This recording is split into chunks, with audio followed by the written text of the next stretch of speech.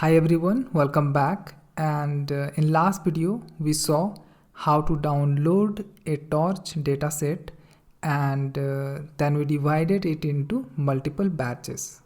Now in this video, let's say we have a file which is local file which we have already downloaded. Now we wanted to use dataset and data loader. Now let's look into this input dataset.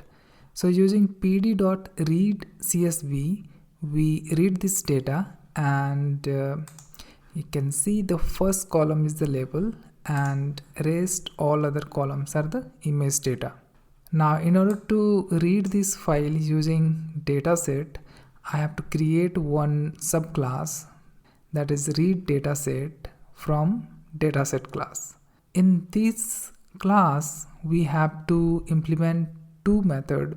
One is dunderLen, which will return us the length of the dataset, and second is dunderGetItem, so that if we wanted to access a particular row, we can pass the index number and this will return that particular row.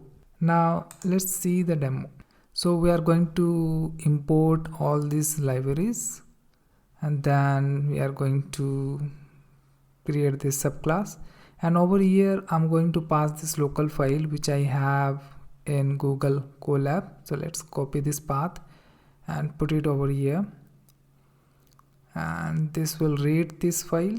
So let's execute this code, and now we can print the number of record using len method. So len and then pass this variable, so mnestren. Let's execute, and we have around 20,000 records.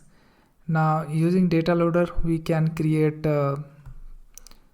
files with batch size 10, and let's finally print this data. And again I'm just going to print the first index and the number. So in the first place we have 7 that we can see. Thanks for watching.